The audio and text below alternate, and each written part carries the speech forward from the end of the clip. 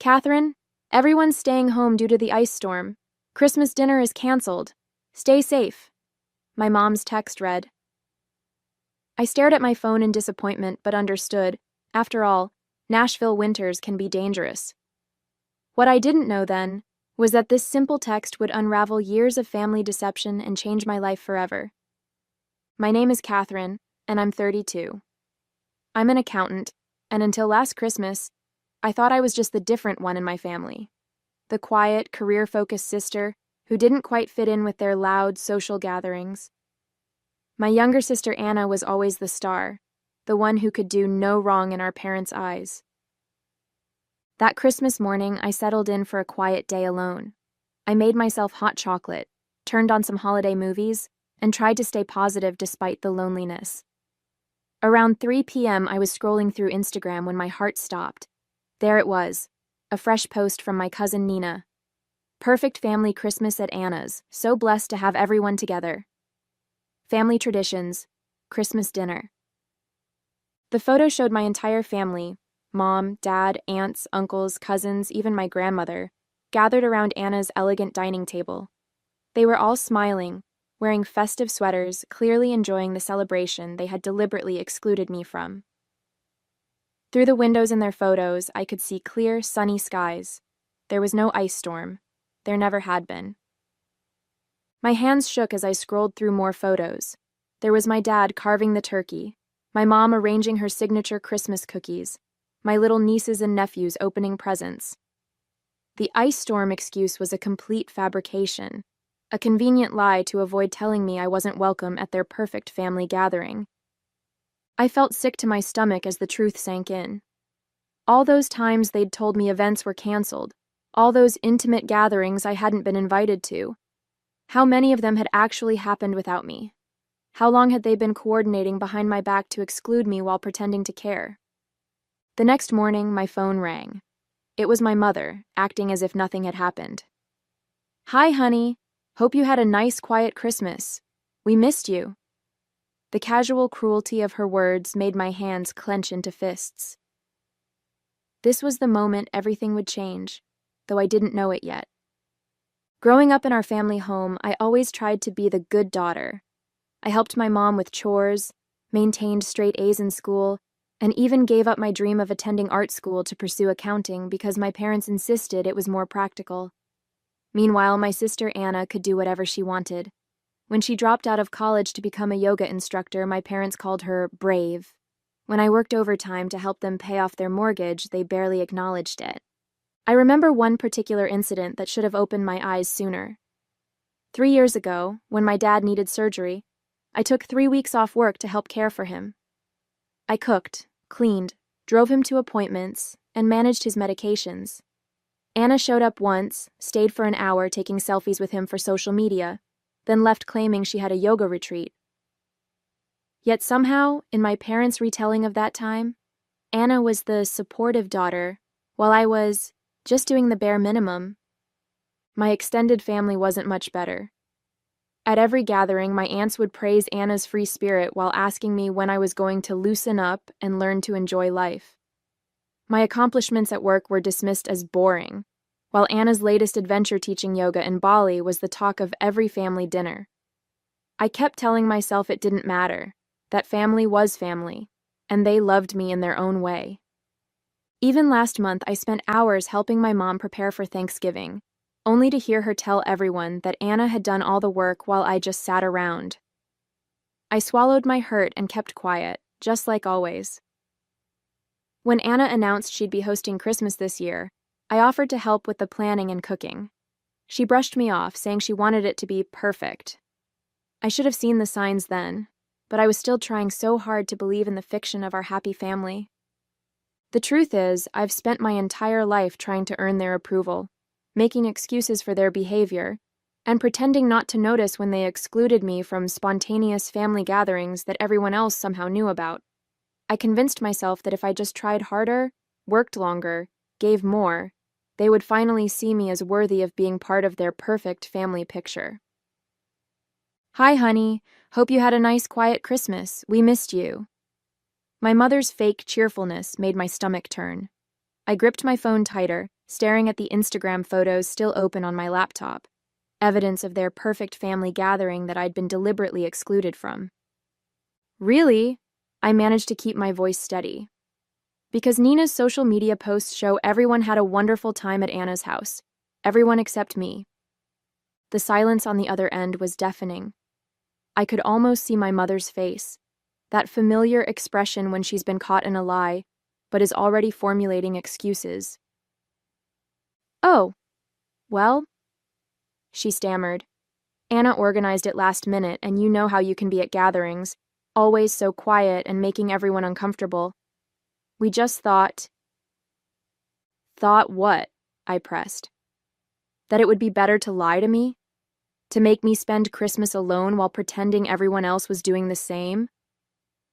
"Don't be so dramatic," my mother sighed. "We were trying to avoid any awkwardness. You know how Anna wanted everything to be perfect." That's when it hit me. All the past, canceled events, the times plans had mysteriously fallen through, the family photos I'd see later on social media. This wasn't a one-time thing. This was a pattern. "How many times?" I asked, my voice barely a whisper. "How many other gatherings have you lied to me about?" Another telling silence. Then, "Catherine, you're being oversensitive. This is exactly why—" "Why what?" I cut her off. "Why you exclude me. Why you pretend I don't exist unless you need something. Why Anna gets to be the perfect daughter while I'm treated like an inconvenience?" "That's not fair," my mother protested. "We love you both equally. It's just, Anna puts in the effort to be part of the family. You're always so busy with work." I laughed bitterly. "Busy with work? You mean busy helping pay your mortgage? Busy taking care of Dad after his surgery? That kind of busy?" "Listen," my mother's voice turned stern. "If you're going to be like this, maybe it's better if we give each other some space. Call me when you're ready to be reasonable." The line went dead. I sat there staring at my phone as 32 years of memories suddenly shifted into sharp, painful focus. Every excuse, every dismissal, every misunderstanding, it had all been intentional. I wasn't the problem. I never had been. That was the moment I stopped making excuses for them. The moment I finally saw the truth. I didn't have a family. I had people who shared my DNA but treated me like an afterthought. After that phone call, something inside me snapped. I was done being the family doormat. I opened my laptop and started writing an email to my entire family: parents, sister, aunts, uncles, cousins, everyone who had been at that Christmas dinner. My fingers flew across the keyboard as years of pent-up feelings poured out. "I've seen the photos from Christmas dinner," I wrote. "The dinner I was told was canceled due to an imaginary ice storm. I want you all to know exactly what you've done. You didn't just exclude me from a family gathering. You coordinated an elaborate lie to make me spend Christmas alone." I attached screenshots of my mom's "stay home, everyone's doing the same" text messages alongside the social media photos showing their celebration. I hit send before I could second-guess myself. The responses started flooding in almost immediately. My Aunt Marie claimed they forgot to tell me the plans had changed. Uncle Robert suggested I was overreacting. My cousin Nina, whose posts had exposed their lie, quickly deleted all the Christmas photos and sent me a message saying I was causing unnecessary drama. Then came Anna's response. A long, condescending email about how I never make an effort at family events and how she just wanted one perfect holiday. She even had the audacity to suggest that excluding me was for my own good because I obviously don't enjoy family gatherings. But it was my parents' reaction that truly showed me who they were. Instead of apologizing, they went on the offensive. My mother started calling mutual family friends, spinning a story about how I was having some sort of breakdown. My father sent me a stern email about respecting family privacy and how airing our dirty laundry was unacceptable. "You've really done it now," Anna texted me. "Mom's crying, everyone's upset, and it's all because you couldn't just accept that maybe you're the problem. This is exactly why we didn't want you at Christmas." I felt like I was living in an alternate reality. They had deliberately excluded and lied to me, yet somehow I was the villain for exposing their behavior. The more I stood up for myself, the more they twisted the narrative. When I refused to back down and apologize, they escalated. My mother started showing up at my workplace unannounced, causing scenes in the lobby. Anna began posting vague social media updates about toxic people and choosing peace over family. My father threatened to cut me out of his will if I didn't get in line. Instead of intimidating me, their actions only confirmed what I had finally realized. This wasn't a loving family protecting itself from a difficult member. This was a toxic system desperately trying to maintain control over someone who had finally stopped playing by their rules. I decided then that I needed to do more than just expose their lies. I needed to completely break free from their manipulation. Little did they know, I was already forming a plan that would show them exactly what happens when you push away the one person who had always been there for them. A week after my confrontational email, I received an unexpected message from Rachel, an old family friend who had retired from managing my parents' finances years ago. "Catherine, I've been seeing what's happening with your family on social media. There's something you need to know. Can we meet?" I agreed to meet her at a quiet cafe downtown. When I arrived, Rachel looked nervous, clutching a manila envelope. "I've been carrying the guilt of this for years," she said, sliding the envelope across the table. "Your father swore me to secrecy, but after seeing how they're treating you now, I can't stay quiet anymore." Inside the envelope were bank statements and legal documents dating back 15 years. As I read through them, my hands began to shake. According to these records, my grandfather had left a significant inheritance specifically for my education and future, nearly $300,000, money I had never known about. "Your father was the trustee," Rachel explained quietly. "He was supposed to give you access when you turned 25. Instead, he transferred everything to Anna's accounts, using it to fund her lifestyle and her failed business ventures." The revelation hit me like a physical blow. All those years I'd worked overtime to pay for my accounting degree, the student loans I was still paying off, the times I'd helped them with their mortgage. They had been sitting on my inheritance the whole time, spending it on Anna. "There's more," Rachel continued. "Your grandfather also left properties that were meant to be split equally between you and Anna. Your parents sold them all. Using your power of attorney, they had you sign when you were 18.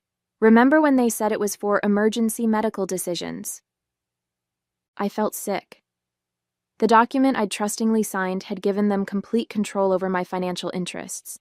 They had systematically robbed me of my inheritance while watching me struggle, accepting my help with their expenses, and making me feel guilty for not contributing enough to the family. Even worse, the statements showed regular transfers to Anna labeled as business investments, money taken from my inheritance to fund her yoga studios, her retreats in Bali, all those adventures they'd praised her for while criticizing my boring accounting career. "Why tell me now?" I asked Rachel, my voice barely steady. "Because I saw your mother's social media posts painting you as unstable and ungrateful. They're trying to discredit you before you can discover the truth. They've been embezzling from you for years, Catherine. What they've done isn't just morally wrong, it's illegal." Everything suddenly made horrible sense. Their escalating attempts to paint me as unreasonable, the threats to cut me out of the will, when they'd already stolen my inheritance, their desperate need to maintain the narrative that Anna was the successful sister while I was the difficult one. I carefully packed the documents back into the envelope, my mind racing. "Thank you, Rachel. I know exactly what I need to do now." This wasn't just about a ruined Christmas anymore. This was about years of calculated deception and theft. And I, an accountant with years of experience tracking financial fraud, was uniquely qualified to make them face the consequences. With Rachel's documents in hand, I spent the next week meticulously building my case. As an accountant, I knew exactly how to trace the money trail. Every unauthorized transfer, every misused power of attorney, every fraudulent document. I tracked it all. I also hired Sarah Chen, a lawyer specializing in estate fraud, to review everything. "This is a clear case of financial exploitation," Sarah confirmed. We can file criminal charges if you want to pursue that route. I considered my options carefully. A criminal case would destroy my family's reputation, but they had already destroyed our relationship. Still, I decided to give them one last chance to make things right. I emailed my parents and Anna, requesting a family meeting to resolve our differences. They jumped at the chance, probably thinking they could manipulate me back into line. We agreed to meet at my apartment the following Saturday. The morning of the meeting, I arranged 3 folders on my dining table, one for each of them.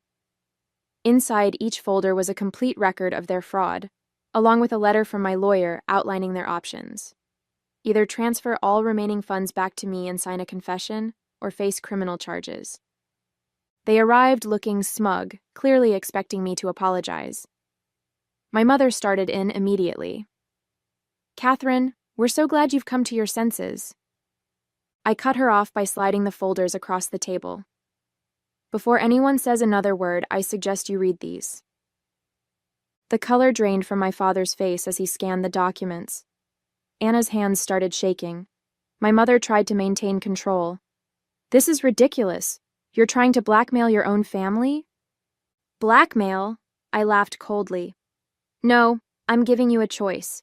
Return my inheritance with interest and admit what you did, or I'll let the police handle it. Rachel's already agreed to testify." "Rachel had no right," my father started. "You had no right," I interrupted. "You stole from me for years while watching me struggle. You used my power of attorney to sell property that was rightfully mine. You funded Anna's lifestyle with my inheritance." Anna burst into tears. "I didn't know. They told me the money was from their savings." "Don't lie," I replied calmly. "The transfers went directly to your accounts. You knew exactly what you were doing." My mother tried a different approach. "Think about what this will do to the family. What will people say?" "You should have thought about that before stealing hundreds of thousands of dollars from your own daughter," I responded. "You have 48 hours to decide. Either sign the confession and arrange the transfers, or I'm going to the police." They left in a panic, my father practically dragging my hysterical mother and sister out the door. Within hours, the family group chat exploded with messages from relatives, all taking their side, of course. But I remained calm. I had truth and evidence on my side. "The ball's in their court now," I told Sarah over the phone that evening. "But something tells me they're not going to make the right choice." I was ready for whatever came next. After all, they had already given me the greatest gift, freedom from their manipulation. The 48-hour deadline came and went. Just as I expected, my family chose pride over honesty. They didn't sign the confession or arrange any transfers. Instead, they tried to destroy evidence, closing accounts, shredding documents, and even attempting to pressure Rachel into retracting her statement. What they didn't know was that I had already submitted everything to the authorities. The morning after the deadline passed, I formally filed charges. By afternoon, the police were at their doors with search warrants. I watched from my office as the story unfolded. My father was escorted from his workplace in handcuffs.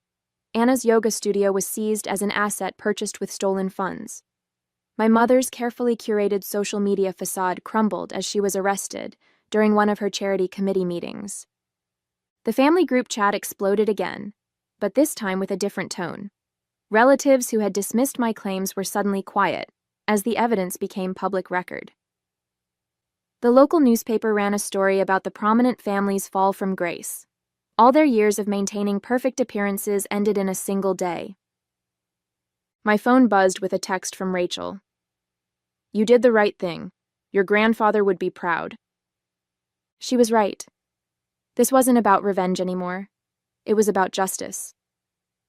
As I watched my family's carefully constructed lies unravel, I felt no joy, only relief. The truth was finally out, and I was finally free. 1 year later, I sat in my new home in Denver, watching snow fall outside my window. The court case had concluded months ago. My father and mother both took plea deals, agreeing to pay restitution. Anna's yoga empire had crumbled, and she'd finally gotten a real job as a receptionist. The perfect family image they'd worked so hard to maintain was gone forever. Most of the relatives who had enabled their behavior for years stopped speaking to me. But surprisingly, I found I didn't miss them. Instead, I had built a new support system, genuine friends who valued honesty over appearances, colleagues who respected my work ethic, and even a few distant cousins who reached out to apologize for their past behavior. Rachel came to visit me last week. Over coffee, she handed me an old photo album she'd found while cleaning out her office. Inside were pictures of my grandfather and me, moments I'd almost forgotten. In one photo, he was teaching me to fish, both of us laughing at something long forgotten. "He always said you were the strong one," Rachel told me. "He knew they favored Anna, but he believed you would overcome it." I touched the photo gently, remembering his kind smile. He had tried to protect my future through that inheritance, and though it had taken years, his final gift had ultimately given me something more valuable than money: the courage to stand up for myself and the freedom to build a life on my own terms. Sometimes the best revenge isn't about getting even, it's about getting free.